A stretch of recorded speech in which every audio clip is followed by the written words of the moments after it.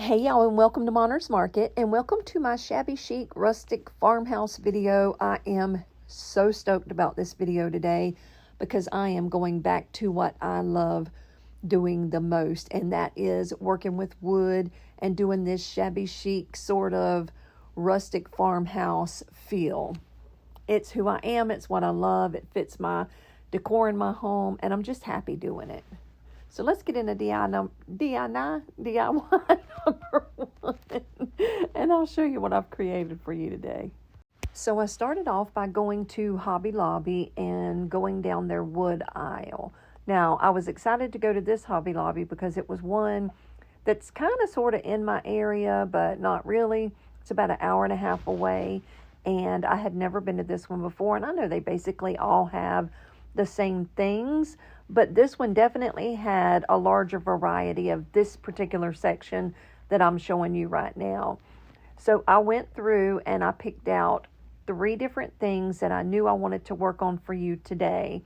This plaque right here, I absolutely fell in love with the shape of it. It was literally $3.99, and for the size, you couldn't beat it. Now, that's my Macy girl. She came and stayed the week with us this week, and I was super excited because she stays so busy that she's not usually able to come. But this is a really cute board that I got. It's $7.99, but all of this was 40% off. So I got a really, really good deal on today's videos because everything else that I'm going to use, I already had at home in my stash. So this DIY number 1, I think is my favorite because of the shape of everything, and I'll show you what I'm talking about. These are some rub-on transfers that I got recently from Amazon, and it came with 4 different rub-on transfers, and that, you know what, I think I actually got these from Etsy. Either way, wherever I got them from, I will give you the link down in my description box in case you happen to like them. They're very, very farmhouse, very, very rustic, and I just love them, and they are huge. And as you'll see me do, I was able to cut them up and turn 2 different sheets into something that I could use, let's see, 1, 2, 3, 4, 5, like 5 times on 5 different projects. So let me show you how I used this particular set of rub-on transfers to get these 3 things made today. This is me just kind of laying them out to show you the 2 together side by side that I'm going to work with today. So I'm going to take this piece right here, and I am going to sand down the edges that are a little rough. Again, I'm showing you all of those beautiful knots in that wood. $3.99 is the regular cost, and I just removed the little tag right there and sanded down those rough edges and went to painting in the antique wax paint. Now I'm going to use the antique wax on both the top base and the little legs, but you will see me go over a certain part of both pieces with a different color paint, and I'll explain all of that to you as I do it. But for now, I'm just taking the antique wax and I'm going all over this really pretty piece of wood. Look at the shape of it. I think the shape is so pretty. It's called a plaque, obviously. There are 1,000 things you could do with this thing. You could make a sign and hang it on your wall. You could add some little pegs to it and make a little like coat rack or a key. It'd be kind of big, but you know, like a little key thing to hang on the wall. You could put your favorite picture of your family or whatever on there, and then cover it in something that would protect it and hang it up. There's just so many things that you could do with this piece of wood for $3.99. I mean, it's super, super, super good deal. So let me show you what I'm going to do with this particular piece of wood. But I want you to notice how pretty this is before I go messing it up with this paint in a minute, and how pretty the wood is. Anyway, these are some finials that I got recently from Woodpecker Crafts. They were on sale that day for 95 cents. And when I found them for 95 cents, I bought a lot of them because these things are usually $3 to $7 a piece. So I'm going to go over all 4 of my legs with the antique wax, and I'm going to wipe it down. And then once I get this painted on, wiped back off, you're going to see me go in with some, I think I use Ivory if I'm not mistaken. We'll see in just a minute what color paint. Yes, Ivory. I'm going to take some Ivory paint, and I'm going to go all over the top of this. Now, why am I doing the top of this? Because when I go to add that picture on the top, I want a lighter background so that it doesn't fade away and get washed out with a dark background. And if you've ever used these rub-on transfers, they're kind of translucent, so you can see through the paint that's on the bottom. And I did not want nor need a dark background, so I just took that Ivory paint and I went all over the top and gave it a really good base coat to bring out the rub-on transfer that I'm going to place on there in just a few minutes. I hope that makes sense as to why I did that. Anyway, now I'm just going to take my brush that already has that Ivory paint on there, and I'm going to give these legs a really rough, distressed coat of the Ivory paint, really not caring how bad they look or how ugly they are, because when you're doing rustic farmhouse, the more beat up and old looking they are, the better. Like, that's what makes it rustic.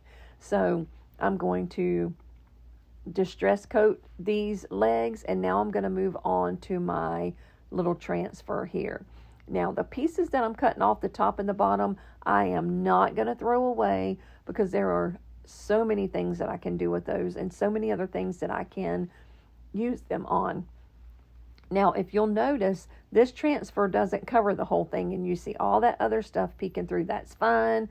We're going to blend it all together with some different paints, and you're never going to know that it wasn't, like, it didn't cover the whole top, basically.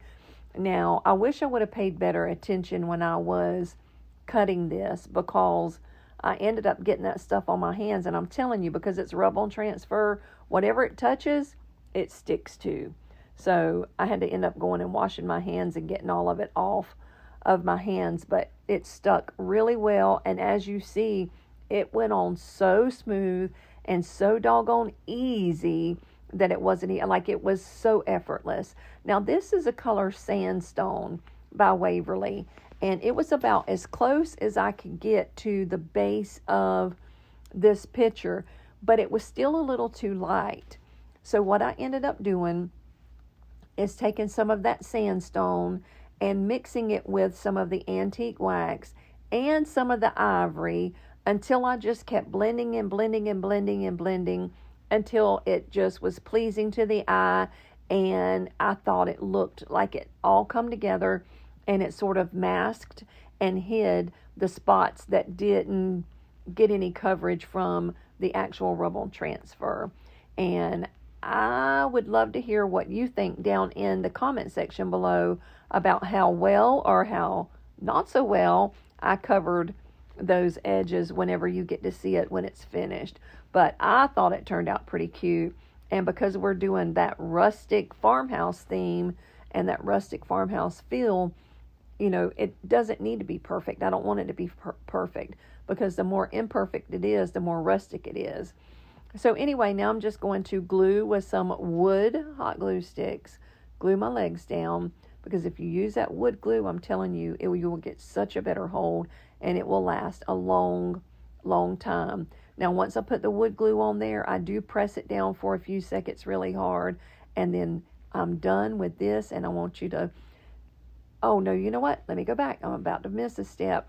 I'm going to go over it with a matte Mod Podge with a really thick, heavy coat of that Mod Podge to seal that rub-on transfer in, and give it just a really nice matte finish. Now look at how beautiful this thing turned out, y'all. I love the way this looks. It's so rustic, so farmhouse, and the way I did the legs, in my opinion, makes it so super shabby chic, and it's just me. I just love it. Let me know in the comments how you think I did on the blending. Now, honestly, be honest, because you're not going to hurt my feelings. Now, let's get into DIY number 2. I am as equally in love with this one as I am with the first one. Actually, all 3 of these I'm obsessed with. They turned out so good. Now, this one was regular $7.99. It was 40% off. So that's what, $8.16, $3.20 off of $8.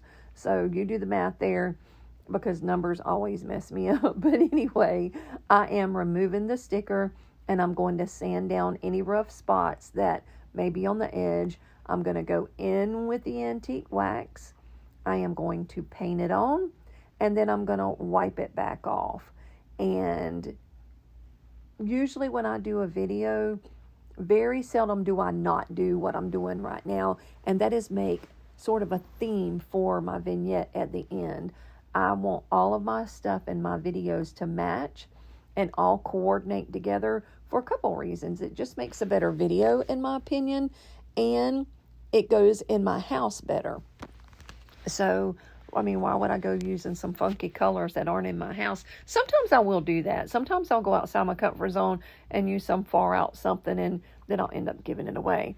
But for now, today, these things are staying in my house, and I am so in love with them. Now, again, I'm going to use the sandstone. I'm going to mix it with some antique wax and some ivory. Pardon my hair. I tried my best not to get my big old fat head in there, but I saw a couple of times where it did get in the way. Now, this time I made it a little darker than I did the first time, so hopefully I didn't have as much blending to do whenever it come time to put that rub-on transfer down, but so I thought. So anyway, you'll see me go in, put the rub-on transfer down, and then still just keep like playing with it until I liked what I saw. But this time I got a little too dark. But that's the thing. Don't give up. Don't be frustrated if your paint job isn't good. You can always sand it off and start over, or you can simply give it another coat of paint and cover up what you feel you messed up. So in the beginning, when I first started my channel, I would get so daggum aggravated because I would mess something up, and I would just get all hyped out and, be frustrated. And then I finally learned, oh my goodness, that can be covered up. It can be redone. Chill out, Brenda. Calm down. There's that hair again. Y'all, I'm so sorry about that. But anyway, don't panic if you make a mistake. You can always go back and fix it. If you're dealing with paint can be covered up. So definitely hang in there and just keep doing it until you like what you see, which is what I'm doing here. I just keep putting it on, taking it off, putting it on, taking it off, blending it in, adding more to it with the different colors until I got it to where I kind of liked it. Now, these are some candle cups that come from Woodpecker Crafts, and they are not sponsoring today's video. I am just so in love with Woodpecker Crafts and all of the beautiful, wonderful things that you can get from there. Their link will be in my description box, along with these pieces that I'm using for my legs today. And I love them. I love the company, period. I have done some sponsored videos with them before. This one's not, like I said, but I do truly love that company. So anyway, I'm going to do the same thing here that I did on the other legs. Put them or cover them with the antique wax, wipe it off, and then go super heavy distressed coat of the ivory on the legs and finish them off. And then once I put my legs on, well, like I said a minute ago, I put the wood glue on, and then I hold it down. You can't tell here, but I do hold it down for several seconds. And even though this is sped up, you can't really tell. But once I got them on there, I was like, man, I'm just not happy with this blending of the top of this. So I went back in with the brushes that were already wet, and I just kept playing with it until I was finally like, okay, that's it. That's good. Leave it alone, Brenda. It's fine. Don't mess with it anymore. Do you ever do that? Like, do you get to crafting and you just keep going over and over something when you just look back at your videos and you're like, oh man, I should have stopped right there? Well, that's kind of where I was at here. But I do like the way this turned out in the end. And I'm going to show you after I put some Mod Podge on the top what it looks like. And that's simply what I'm doing here, is just adding that real generous coat of Mod Podge to seal in my rub-on transfer and give it a really nice finish. And then this is what this piece turned out like. And I am so stinking in love with this, y'all. Look. I cannot wait to hear what you think about these pieces. And you see how it's just like so old and rustic looking and farmhousey, and that's me. That's what I love. That's what makes my heart go pitter patter, and I love decorating with it, and I definitely love making it for you guys. So if you are sick of seeing this, then it's probably not the right channel to be on. Anyway, let's get into DIY number 3. This one was so stinking easy, y'all. This is just a little round piece of wood that was $2, or what was it, $3.49. And as I said earlier, all of this stuff was 40%. Actually, I don't think all of it was. I think it had to be over $4 to be 40% off, but still, you can't beat $3.49 or $2.99. So I didn't pay very much. I know it was like $11 or $12 for all 3 of these pieces when I went to Hobby Lobby the other day. So not bad at all. And covered this with the antique wax. Now this one I did not give a coat, or did I? Let's see if I did. No, okay. I didn't give it a coat because you'll see that the rub-on transfer that I'm using on this one was already dark. So it's not going to interfere with my placement in my rub-on transfer. What I'm doing now is taking this candlestick from the Dollar Tree and I'm painting it with the ivory to bring all of these colors together. And I'm just giving it, I think, like 2 good coats of the ivory chalk paint just to make it really cute and pretty. And I'm going to use the bottom for the top here. Now this is the one that I was going to use for the little round, and that was me just kind of measuring it out to see what I needed. Now I said it had a dark background, and the background technically isn't dark, but most of the picture is dark. So I was able to slide by without having to paint the top of that wood a lighter color. So anyway, this is me just doing the same thing you saw me do on the other 2, rubbing it on and sanding it all down. Gosh, there's my head again. I didn't realize my head was that bad.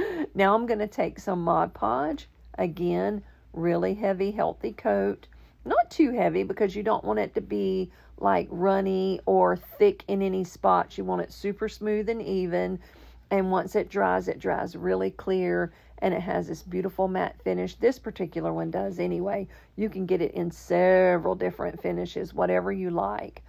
And now I'm just going to take the candlestick that I painted and glue it to it. And this is literally all there was to making this 3rd and final DIY. This was the quickest and easiest one there was. That was just me.